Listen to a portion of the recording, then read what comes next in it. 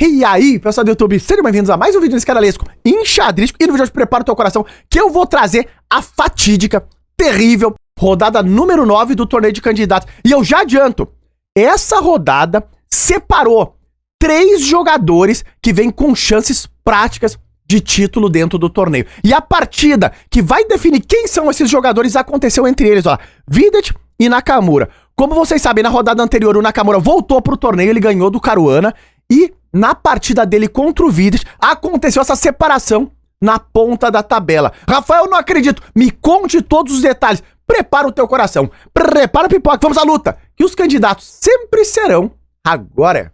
E antes de eu para essa partida inacreditável, como vocês estão vendo, eu tava passando algumas partidas aqui dos candidatos no tabuleiro. É um torneio que tá em brasas.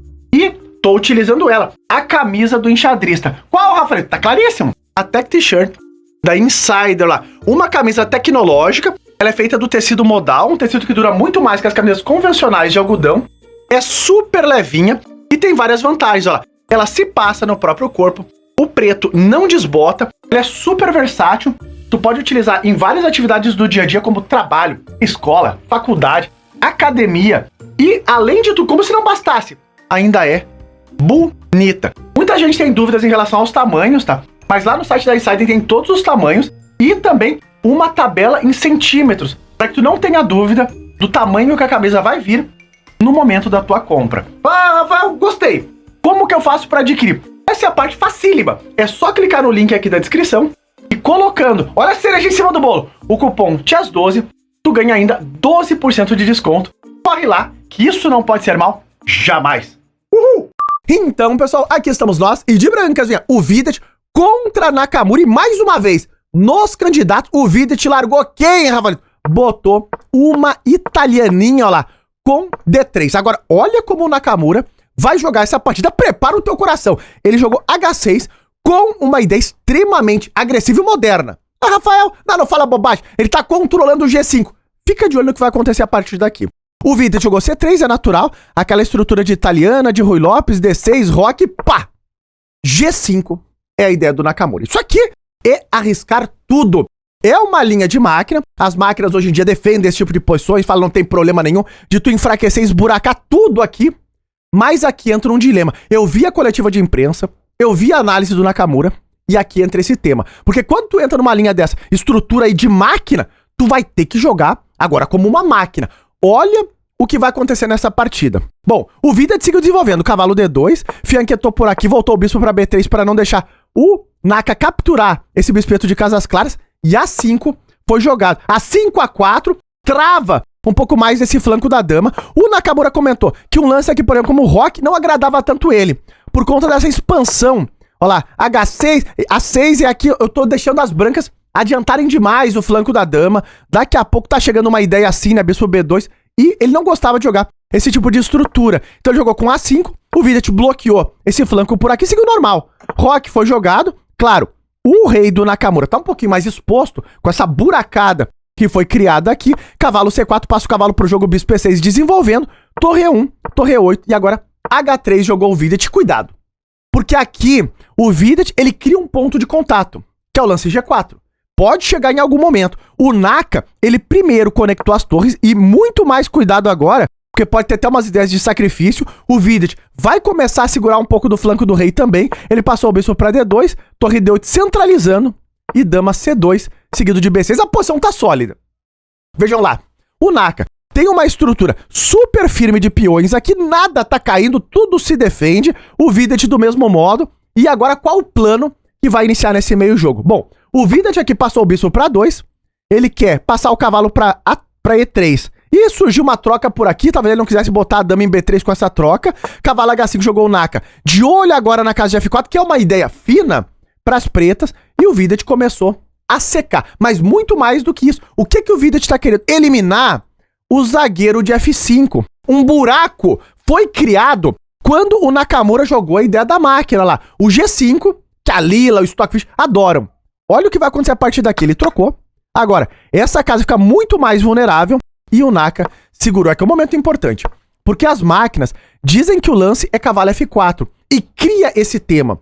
tu jogou um plano da máquina. Agora, o problema é seguir acertando todas as ideias da máquina, que é super confuso. O Naka mesmo comentou que cavalo F4 não parecia tão bom, porque tu tá levando ideias de D4 e depois H4, o cavalo vai ficar meio solto aqui e tudo tá abrindo. Mas é o lance da máquina. É o plano da máquina. O Naka jogou um lance um pouco mais humano. Olha lá, cavalo E7 segurou a casa de F5. A posição segue equilibrada. Esse não é o momento marcante dessa partida ainda, porque o Vidit jogou o natural. Rompeu pelo centro com D4.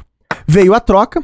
Ainda, a casa de F5 ainda é um problema. O Naka joga esse lance tentando desviar esse apoio da casa. O Vidit avançou, agora o bispo de G7 fica um pouco mais trancado. Mas o Nakamura consegue um pouco mais de controle da casa de F5, embora tá tudo esburacado ainda. Todo esse momento, a máquina segue insistindo no cavalo F4, que também não é tão fácil mesmo, mas é o lance da máquina. A estrutura leva pra isso. O Naka jogou torre C8 com a ideia de fazer uma ruptura pelo flanco da dama com C5. O Vidit aqui passou essa torre pro jogo, ela joga pela terceira fila, pode vir pra casa de C3, C5 chegou, e aqui vai chegar o momento mais importante dessa partida. Por quê? O Vidit trocou, o Naka tomou de torre, olha lá, totozinho nessa dama, dama D1, e agora o Nakamura entrou com o cavalinho F4, e aqui entra um mistério, porque o Vidit jogou um plano fino, tá? Que é o lance B4. E o mistério que gira agora em torno dessa posição é como aconteceu o que aconteceu. Porque o lance mais natural aqui é tomar. Não foi o lance que o Naka jogou, tá? O Naka sacrificou o peão de A5. A gente vai entender o que foi que o Nakamura pensou. Porque se tu tomar e torre, tudo bem. A posição tá equilibrada.